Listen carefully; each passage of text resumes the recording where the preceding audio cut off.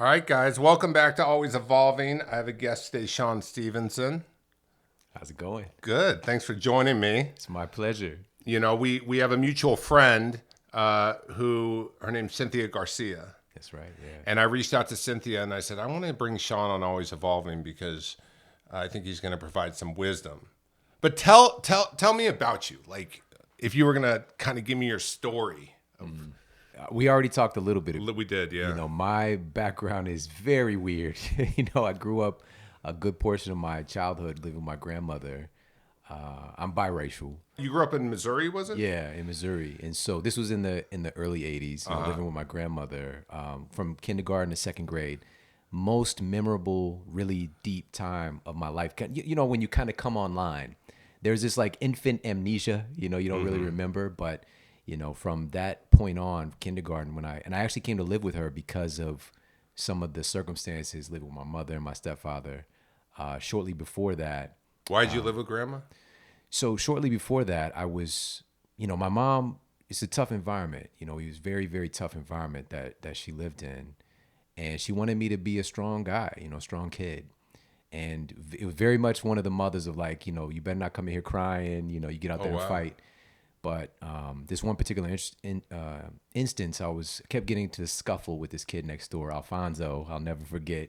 I was 4 years old. Alfonso was maybe 6, and our parents, my mother, and it was 2 adults with him. I don't remember if it was his mother or, but they made us fight each other. It's kind of like we were sitting out on the stoop, yeah, and they watched us and they made us fight. And I remember before it all happened, I was just like really. I felt so wrong. I was just like, why? I don't want to do this. Did you even know how to fight? I mean, just because of my stepfather, like kind of punching, throwing hands, that kind of thing. But immediately, I was a baby, really, man, 4 years old, and he pushed me into a corner of a brick wall, and I still have this big scar on the back of my head today, just busting my head wide open. So I'm wheeled into. The story gets better, by the way. I didn't know I was going to talk about this, but I just remember like the lights going over me as I'm rolled into the hospital. But all the while, like I felt so upset that I lost. And I was telling my mom, I'll get him. And a couple of days later, after, getting out of the hospital, stitches, he was outside in the back and, this big metal Tonka trucks were the thing. And, I retaliated. And that just kind of set in place this continuous instance of me solving problems with violence because that's what I was taught to do. Wow. But my grandmother, shortly thereafter, I went to live with her, and I wish she was still here to ask her the details, but I know she was like, this, you can't allow my grandson to get hurt like this, And so, but why do you think your mom did that? She wanted me to, that's the thing. It's like, it's not that she didn't love me. She wanted me to be tough. She wanted me to be able to handle myself in the environment we were in, So, but living with my grandmother is very, man, it was so beautiful, man. It was just there was so much certainty. We had routines. The school was just a block away. Very safe neighborhood. Did you miss your mom and dad? No, not didn't? Really. Not really. I mean, just going back over there for the weekends was and why do you think they gave up? I mean, your mom and dad would have had to allow your grandma. You know what? I got to say that I did miss my mother. I would have this recurrent dream. And I'm not a guy that talks about dreams and all that, but I would have this dream that I kept trying to get to her, and every time I get close, she'd go through another door, and I always just kind of felt like I wanted to be with her, So, but consciously, I would prefer not to be over there because when I go to their house, I'm sleeping on the floor, there's rats and roaches and all that kind of stuff. So, but in this environment, my grandmother, this really gave me an exposure that so many other people where I'm from don't get, which is this feeling of safety. There was no like impending doom, like when I walk out my door, and also safety within the construct of my home as well. My grandmother and I'm sure they were married, so I'm sure they had disagreements, but there was so much love, like they were an entity, What was your dad like through all this? I never met him, never met my dad. That's my never in your stepfather. life? Yeah, so my birth Is he still certificate's alive? blank. I have no idea. Wow. So I have that kind of story, like my mother was a teenager when she had me. And, but that I got that exposure of a man and a woman in a relationship and a construct in love, seeing my grandmother and my grandfather, and it's an imprint, even if life strays away, it's still there. And going and being in that environment, one of the things that really, even while I'm sitting with you today, and I really want to provide this for everyone else. It's not about learning stuff. Like you can try to learn how to be this or that. It's having a love of learning. And she sparked that. There's this nature versus nurture, Yeah. conversation. But I remember being with her and having this little Garfield writing book and just having this thing come online of like, wow, I can create anything I want. I can create ideas and words. And I just fell in love with learning, you know? Right.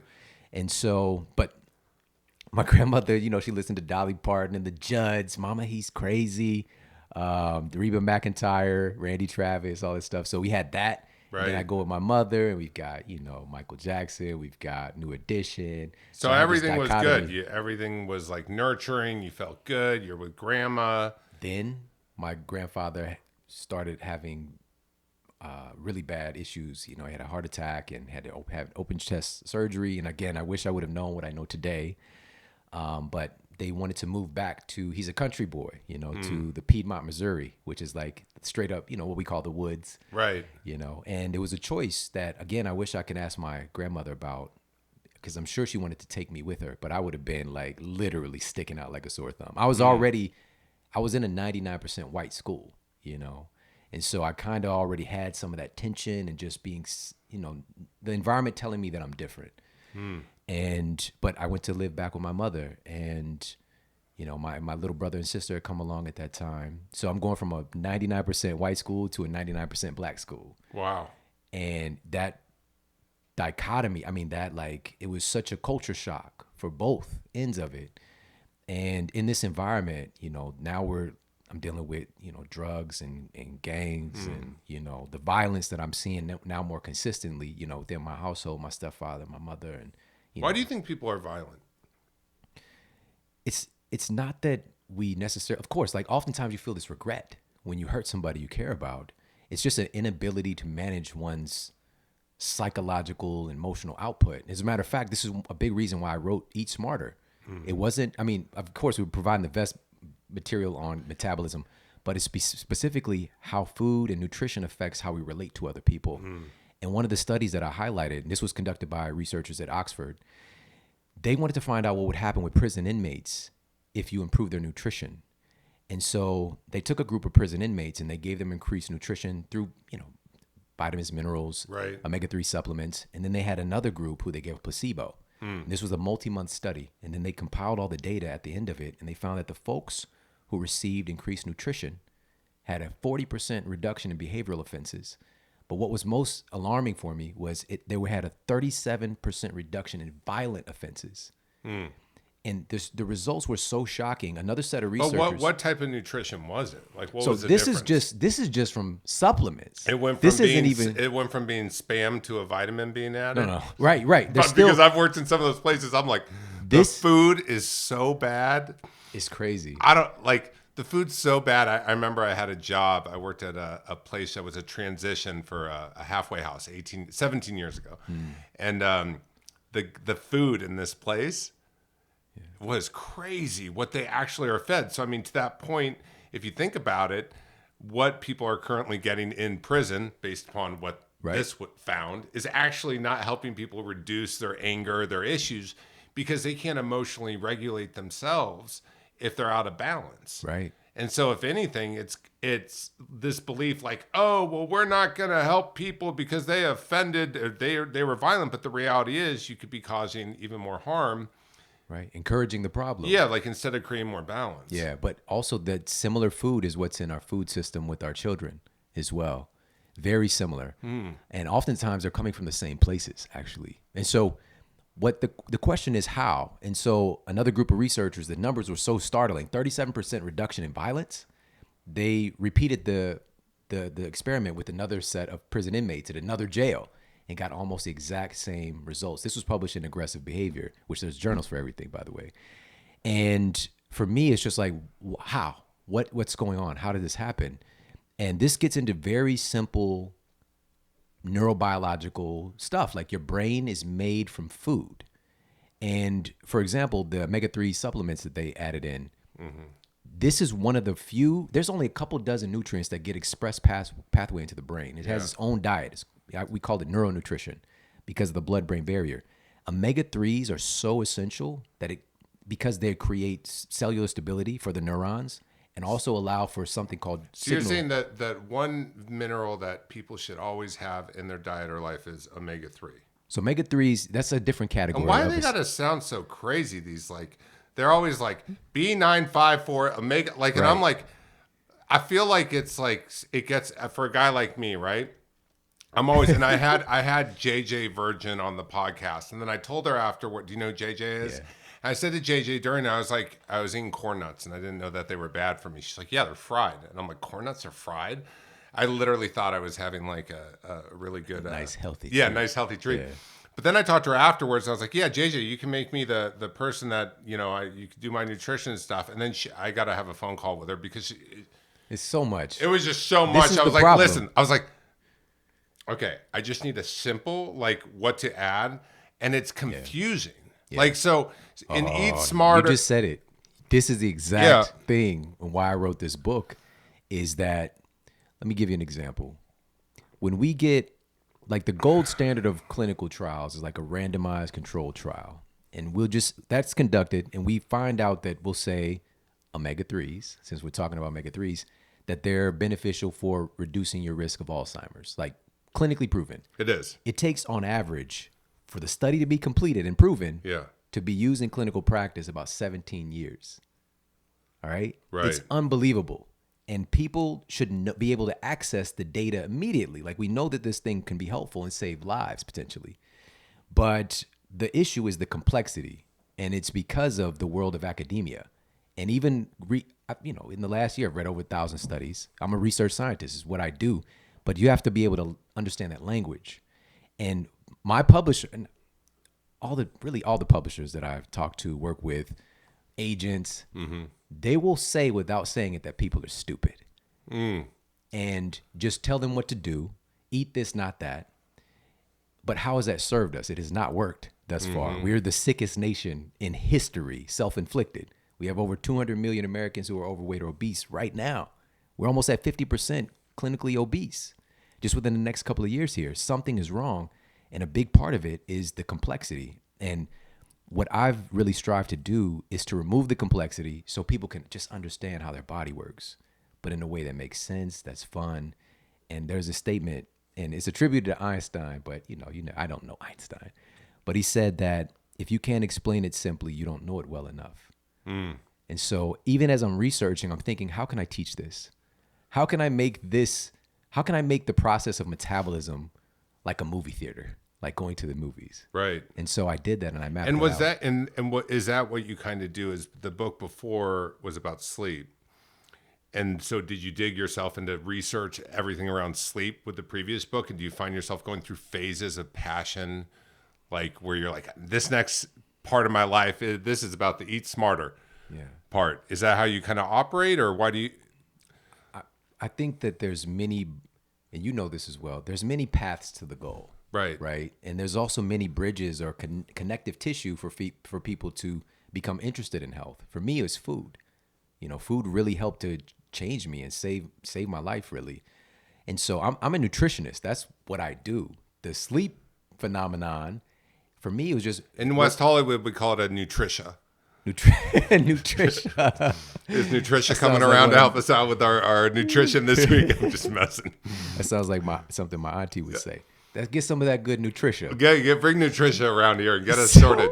But so because the diet, food, nutrition industry, multi-billion-dollar industry, super confusing, so many ads. I find, and people on this podcast have heard me talk about it so much before, I kind of like irk when I see a lot of, and I'm newer in this public coaching space where it's like these people that are like, I'm going to make you a lot of money and pay me this much money. And it can dominate ads. And there's a lot of ad money put behind it. And I have to imagine the same applies to food, nutrition, all of that. Like if I'm a big company that does not actually make nutritious, healthy food, but I'm killing it. Yeah. I'm just going to come out with my thing, the gluten-free version and this Right. version, this version. And that's where it becomes confusing because as a consumer and as someone who's not, doing all the research. Yeah.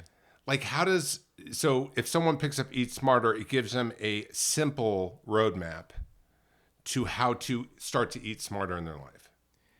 Yes, but here's the biggest key. So it's a unifier because I know all the guys that have the diet frameworks. I know the keto guy, the carnivore guy, the Mediterranean guy, the vegan guy. These are all my friends and colleagues, and they get results for their patients. But there's a big percentage of people who don't get results. Right. They're not talked about. They're not highlighted. And what it really is, what's lacking is people being able to understand what they need. Right. That might not authentically. That might not fit in the construct of a diet So framework. how do I figure out what I need? Like use me as a So to go back to, Sleep Smarter, and that's a good bridge into this question. I saw that there was a gap, right? The patients that I was working with in my clinical practice. And what degrees did you get? Like how did you? I'm a nutritionist. I Nutritionist, just so studied you nutritional studied science, nutrition biology, got it. kinesiology, all that stuff. Got it. But it wasn't like I wasn't passionate about it in the beginning. I actually went to school. I went to a private university in Missouri, really expensive because they had a great pre-med program because I was going to be a doctor because of what I saw on television. I never met anybody who even went to college, let alone graduate from college. Really? It's just like it just sounded like it was the right thing to do. it's because of the Cosby Show. Really? Yeah, he seemed like he was happy. He's a doctor. They had a happy family. That's the influence that I had. But I knew because, again, my grandmother, like I knew I wanted to do something great. Right. But I didn't know what or how to get there.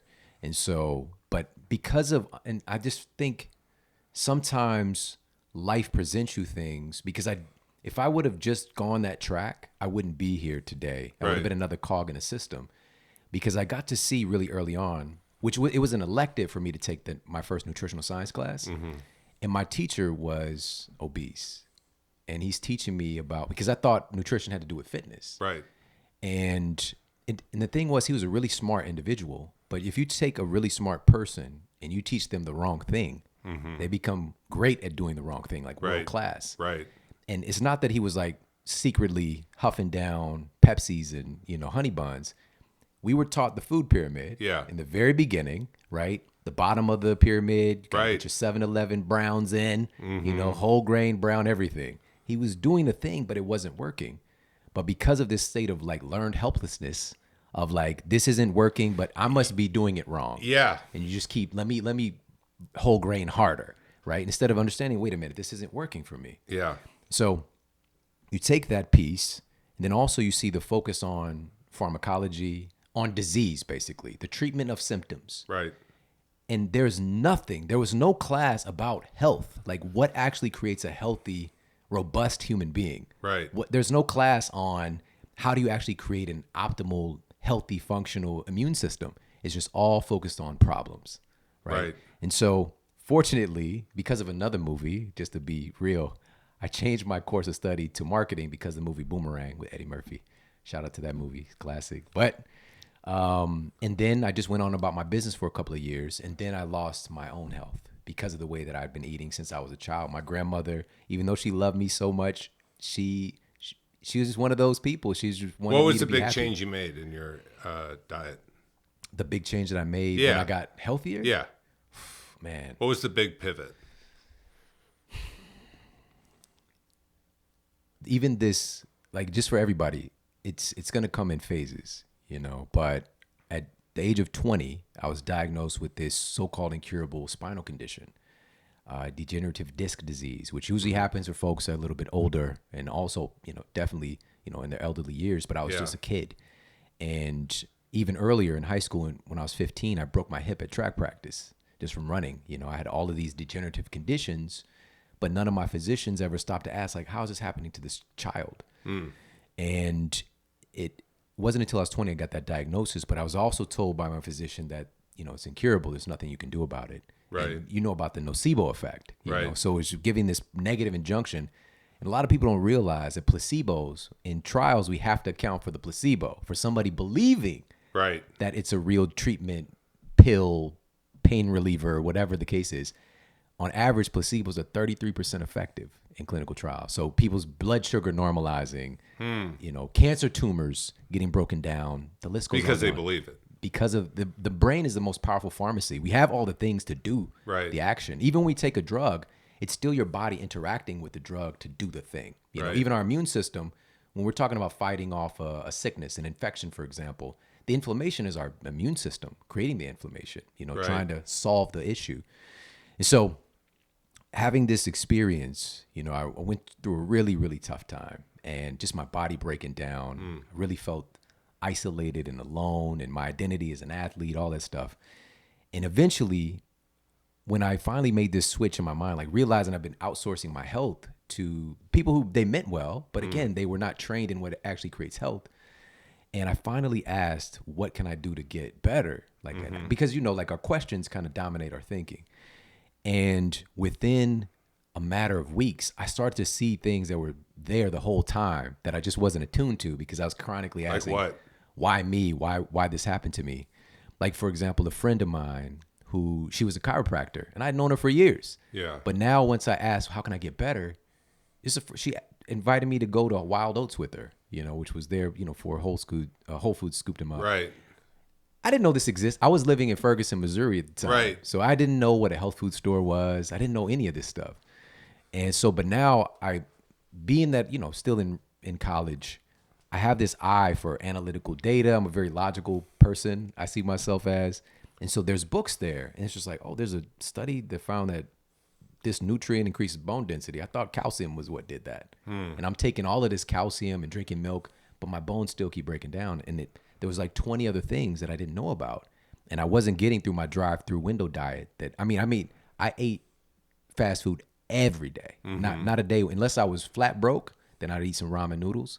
But this was just in my environment. Right. In Ferguson, when I stepped foot out my door, within a 1.5 mile radius, it's a liquor store, Popeye's chicken, Lee's chicken, Domino's, Papa John's, Chinese food, but not like the nice Chinese restaurants, like bulletproof glass. Yeah. Chinese food, you know, high-braised chicken, McDonald's, Taco Bell, Dairy Queen, Burger King, Wendy's, Krispy Kremes, and that's just within a 1.5 mile radius. Right. Like, I didn't know what health would look like. Right. And the environment itself is oppressive and just encouraging us to continue to be sick. So the thing that I did first that really turned for me, the first thing I tried to do was slim fast because I was like, I should try to lose weight because of marketing. Like you said, marketers mess everything up, right? Shake for breakfast, shake for lunch, a sensible dinner. You got Right. this. It's all your vitamins Right. and minerals. It doesn't work for Yeah. most people. But quickly thereafter, because of the environmental influences, I had her who had known all this time. Health food stores, books existed, research existed. I just wasn't attuned to it. Right. And so I first became a natural pill popper to be 100, you know, which is just like, okay, I need chromium, I need omega-3s, I need silica, but that shit was expensive. So then within about another week, I had really looked at, okay, which foods have all these things? And I just started to just flood my cells in all of these things I was deficient in. And the bow on this story, on the gift was everything about, including my spine, you know, my disc, they're made of food. Yeah. And if you don't give your body the raw materials that it needs to build the tissues, it cannot do its job. It's a very simple principle. Our heart is made from food. Your brain, the neurons, the dendrites, the gray matter, all the white matter, it's made from food. Right. It's what allows us to have thoughts and feelings. It's all made from food.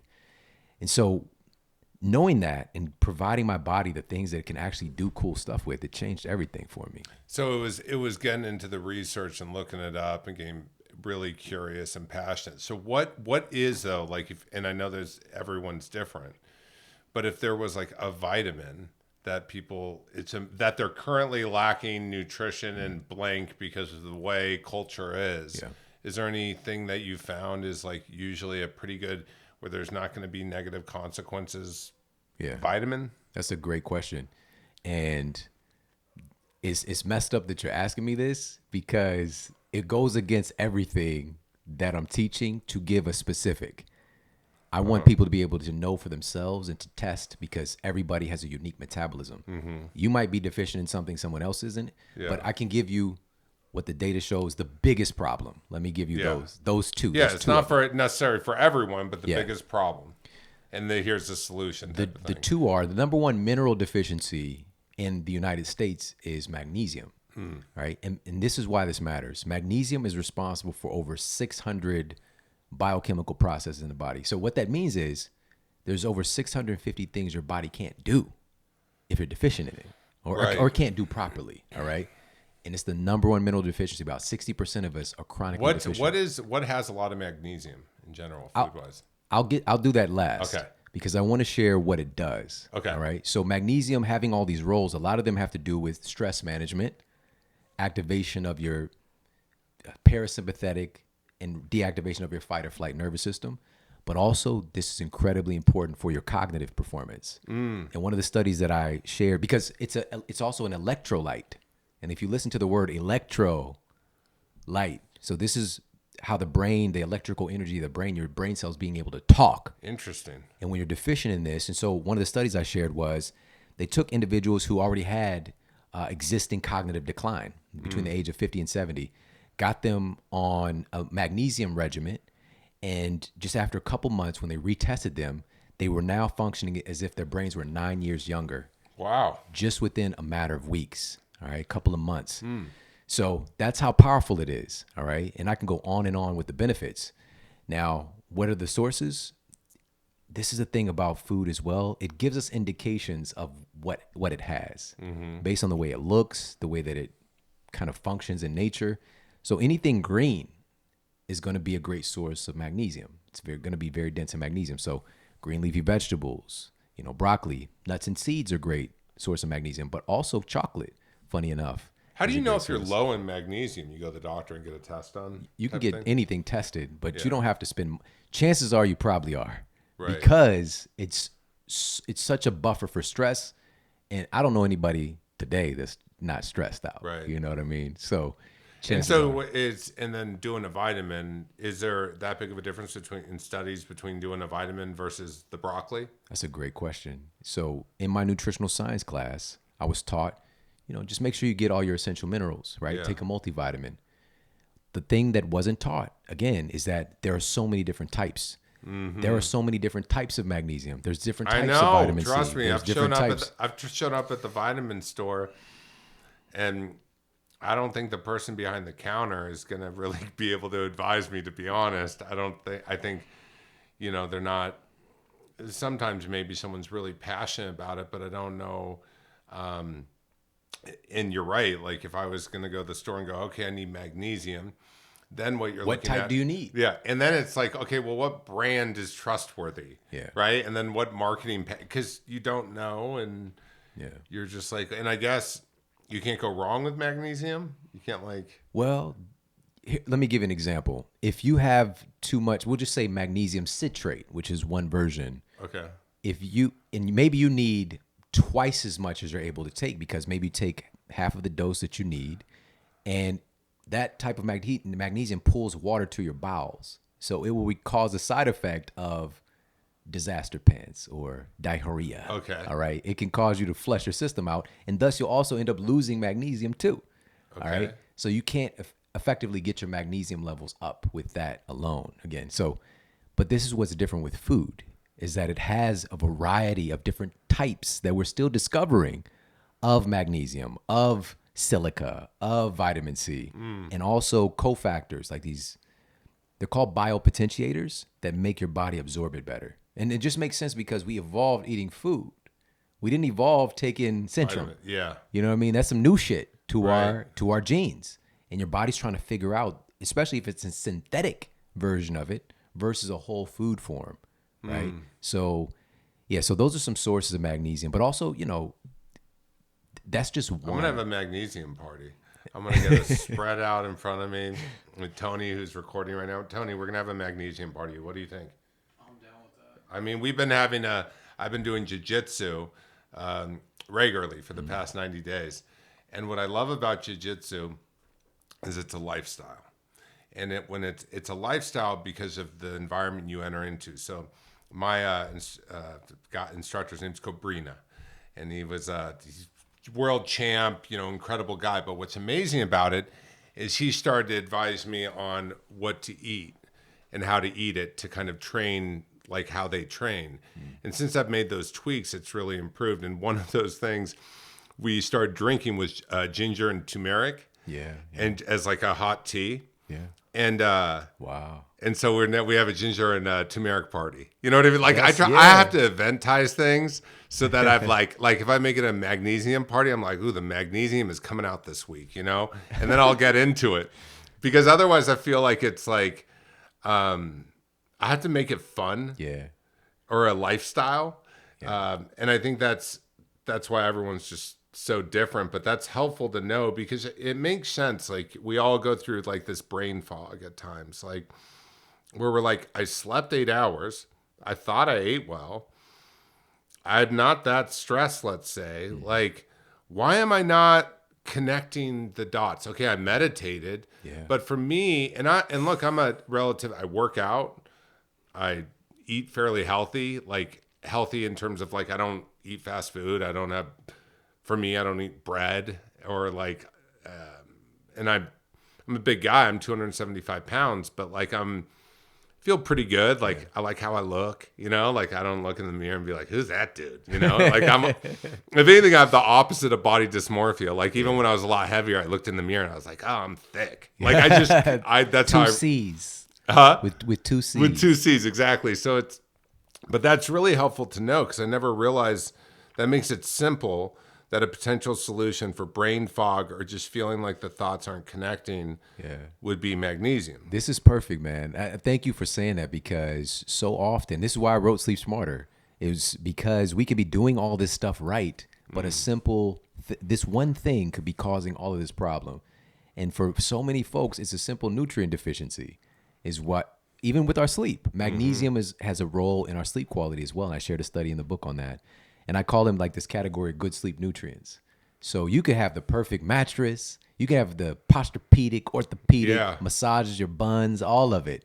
The perfect pillow, blackout curtains, and still not feel recovered if you're deficient in the nutrients that actually build the hormones that enable you to sleep, that enable you to go through your sleep cycles. So one is magnesium, and what was the other? You said there's two. Yeah, the other big one, is such a big issue, is omega-3 fatty acids. It is a massive, but the reason now, let me be clear. So why the hell is it got? Why? But listen to this. Why don't they call it like chowder or like everything like it? And I find in this, and I'm newly introduced into like the coaching world with like nutrition and stuff. Some of this stuff, I'm like, what are you all talking about? Like people are like, don't eat hummus, don't eat kale, don't do that, and I'm like you just start to get really confused when you're not in it. Like if you're in it, you're probably like, you know it. But on the outside, you're like, the hell? Like we're going to make it even more simple though. Yes, but omega-3 fatty acids. Even with magnesium, I'm steering us away from getting into complications about supplements. And just like eat some green stuff, eat some chocolate. Yes, right? We love magnesium. We live for magnesium. So when you think about these names and these categories, these are nerds. So it's like, why is this the omega? Right? What's the alpha? And so we're gonna. Why isn't it gender neutral? We're gonna. It's not getting with the times. Anyways, keep going. So we're going to just keep this overarching name. We're gonna keep it there, and then we're gonna get into how do we do it. So the reason that I'm saying so number one, this is a big nutrient deficiency because of the way we eat today.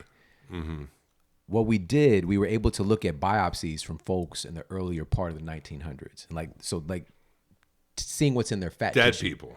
No, not. I'm talking about back in the day. Okay, back in the day, they were not like old cadavers. No. Got it. Okay. So like doing a biopsy and seeing what the body fat content is of a person in the early part of the 1900s, what they discovered was that their body fat content itself was about just 2% PUFAs. All right, and this is easy to remember. PUFA.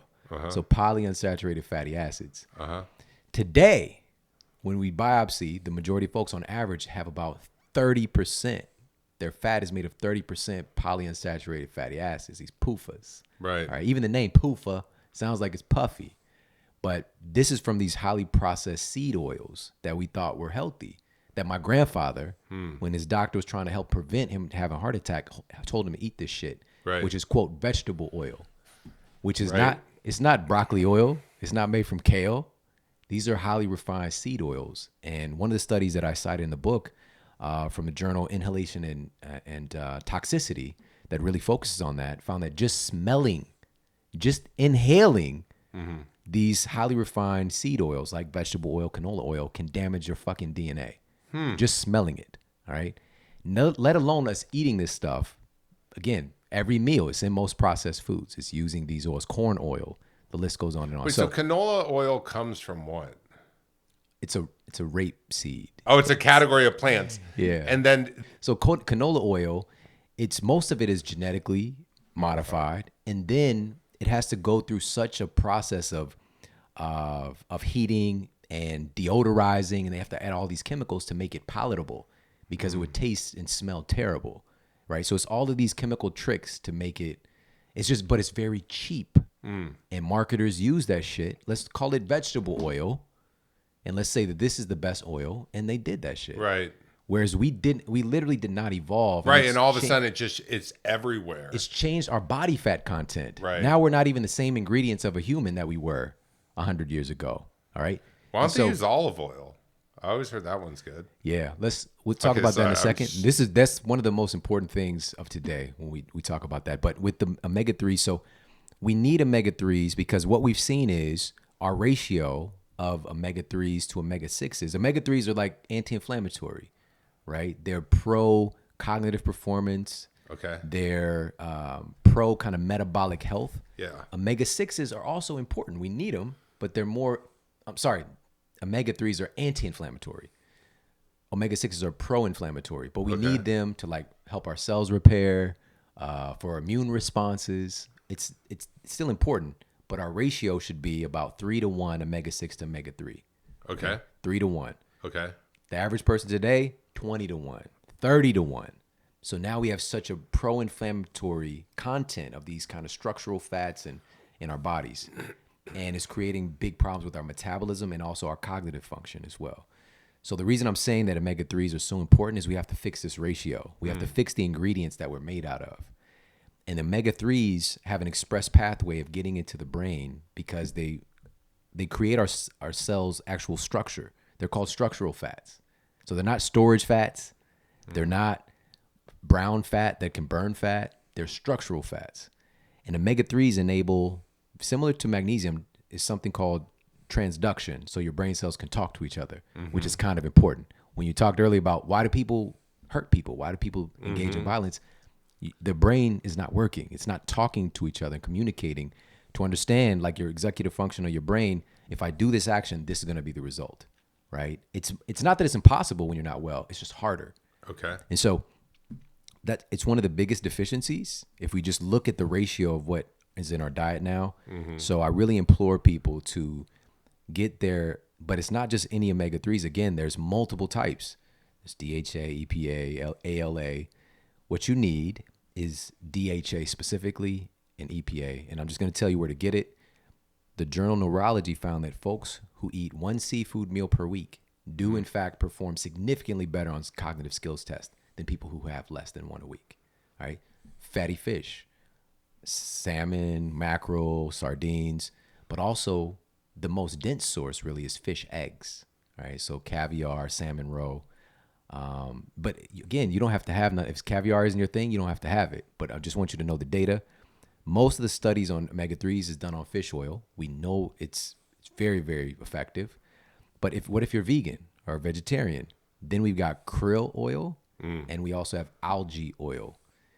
Regardless of which one you get, you need to get yourself a dense source of DHA. I remember I went with Jennifer Lopez to Ryan Seacrest's birthday party as her like date, like friend in Napa.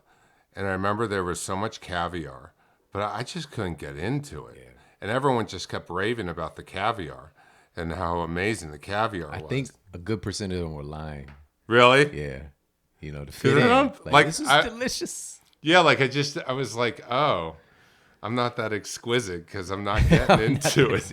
Everyone was, I'm sure it was very expensive. It was like his 40th birthday party, right? Yeah. Oh, it is. It's very expensive. It is, right? Especially that level. It was probably the most expensive caviar. Yeah, yeah. But I guess it's an acquired taste. Yeah, I mean, some people absolutely love it. And a lot of folks don't enjoy it. But the part of the reason it's so expensive is it's very nutritious, and it's Yeah. actually tied to things like, libido. It's tied to improved, cognitive health and all Yeah. that stuff. So Yeah. So basically seafood once a week. But then, what's interesting is I found like I know some people who were told like eat fish and then they got mercury poisoning.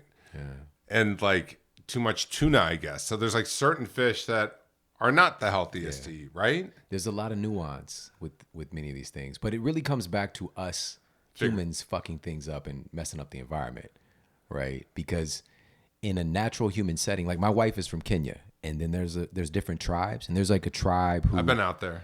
who like they a big part of their diet is predominantly seafood, right? And they've just developed a genetic Got it. connection. Yeah. You know what I mean? Yeah. To be able to metabolize, to utilize this, Right. be robust and healthy. Right, because you're saying mercury comes from what's going on in the world and the earth, and that wouldn't be a natural consequence of eating. Yeah, things are beginning to bioaccumulate Right. into animals, and we're an animal that eats other animals, often, and so they bioaccumulate in us.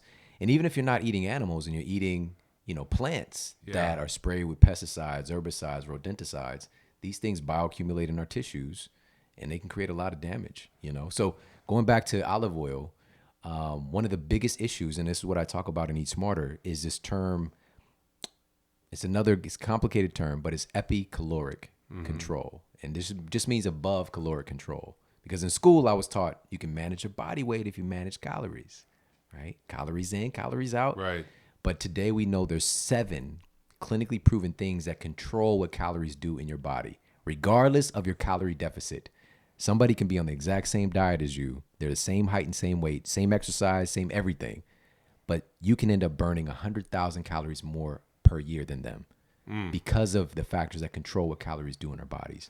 One of those is your brain itself. Your brain is like the internal thermostat, right? Your hypothalamus specifically.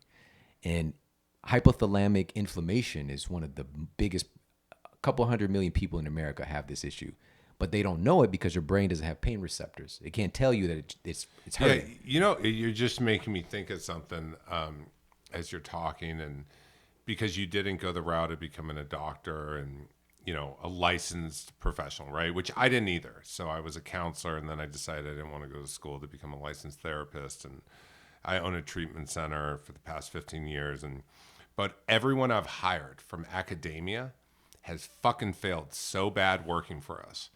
Like they don't have the street, they don't have the practical sense of what's going on around the world.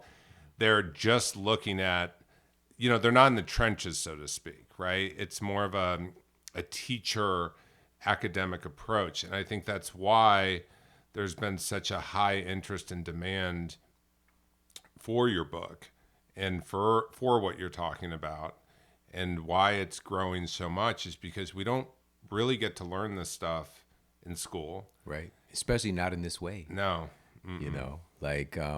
So with that, with the brain, your brain can literally tell your gut, it's connected, it's the vagus nerve. It can tell your gut, just say you eat a meal, it can tell your gut to increase the absorption of calories or reduce the absorption of calories from that food. Like that. And one of the biggest dysregulators of that absorption process is inflammation in your gut and or in your brain. And so one of the things that can heal this issue that a lot, some diets accidentally do this and make their metabolism work better, but I'm being very specific. So researchers at Auburn University found that extra virgin olive oil, oleocanthal rich, antioxidant rich extra virgin olive oil has been found to directly reduce brain inflammation and help with metabolism, and also is found to repair the blood-brain barrier. So that protective mechanism that keeps the wrong shit out of your brain that causes inflammation. This isn't even an advocation for you should have olive oil. It's just the data exists, Right. and you should know.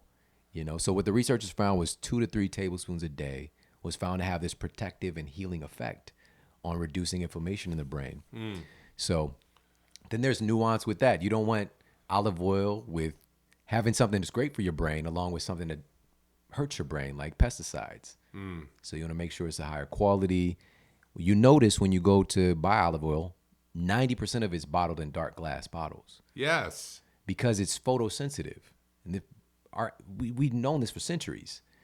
When you put it in plastic, when you put it in clear bottles, it's already oxidizing and becoming rancid.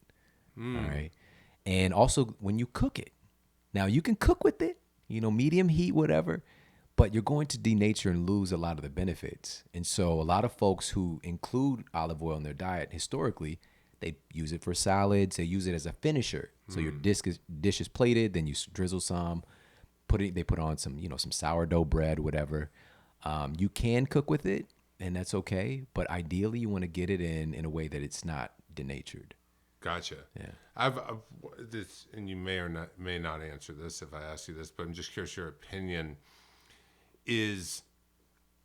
So there's like, in mental health, for example, that I work in primarily, there's huge body positivity that people talk about. And do you believe that, and then there's like, Cover Cosmo, they'll put like, this is the new beauty and what have you. My question is, does that aesthetic actually mean healthy? And that, like, what, I know it's defined for each individual, and I know culture has made healthy seem like you're ripped. Right. But at what point is your definition that something's healthy or not healthy in just a pure medical, nutritional? Yeah. That's such a great question. Such a great question. The answer is it's obvious. No two people should be built the same, or they can't be built the same. Right. We're all very different. And there's an optimal of what that looks like.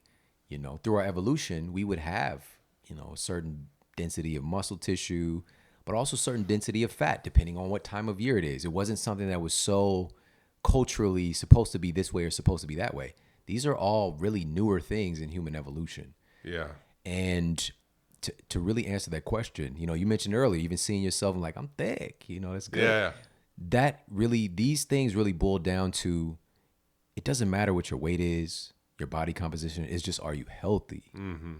That's the most important thing. I don't give a shit. I don't care if you're, 50 pounds overweight. Who said that that's overweight anyways? Because we're using these metrics. When I say there's 200 million Americans who are overweight or obese, when I'm saying that in my mind as well, that like, that's still with the caveat. However, the majority being clinically obese, that measurement, with BMI, that's still like, because me growing up in the environment that I'm from, somebody being a running back, right? They might be 5'10" and 220 pounds. Right. But then they'd be considered overweight if we are using a certain measure. Right. So it's really whatever mentally, physically, spiritually, emotionally works for each person, and not telling other people that being obese is healthy, and also not telling people that having a six-pack is healthy. It's figuring out for yourself what is healthy. That's right. That's right. And many of these things are side effects. Like a six-pack is a side effect of certain things. And it doesn't necessarily mean, I've done, just over the years, all the experimentation. I've been in this field for almost 20 years. And so there was a time I was 4.6% body fat. I might walk around at like 9% just doing what I normally do. But just the different stuff I was trying, I never felt worse, like my sleep was shitty. My energy was lower. Like, it just wasn't healthy. Yeah. Right. But I've just like trying to get to that place so I could say that I did the thing. And to that point, I'm glad it doesn't show up on my Instagram feed that much, but I must have been liking fitness stuff before. So I just kept seeing, like, on my search, when I opened up Instagram, it would show all these people that were so ripped. And, if you think about it, you're like, okay, well, and I get it. It's discipline and I'm going to be ripped. But then you really look at it and you're like, for what, really, if you're being honest? Like, for what? Like, is it somehow a belief that you will be happier? Because clearly, if you're restricting yourself that much, people I know who have done bodybuilding, the day of the show, they're miserable. Fighters who cut weight, they're miserable for a few days before. No wonder they want to fight. Yeah, no wonder they want to fight, right? So, well, listen, we're all out of time, but I appreciate you coming on. You've also agreed to do our empowerment group, which I'm excited for, which anyone who wants to join the empowerment group, just go to coachmikebear.com. You enter your email. We send you an email each week. We're going to be blessed to have Shawn Stevenson joining us. Also, his new book, Eat Smarter, which it was such a hit that it sold out. Very hard to get. I mean, none of you probably play Magic the Gathering, but there's a card called the Black Lotus. It's now worth like $3,000. Essentially, this book is like the Black Lotus. So you need to get it while you can and order it. You can get it at Target too. Target has a few more of those books, where my book, One Decision, is also. Our books are brothers on that shelf. They're hanging out together and doing the dance. One will get your mind right. The other gets your food and mindset right. So I appreciate you coming on, Shawn. My pleasure. Thank you for having me. All right, brother.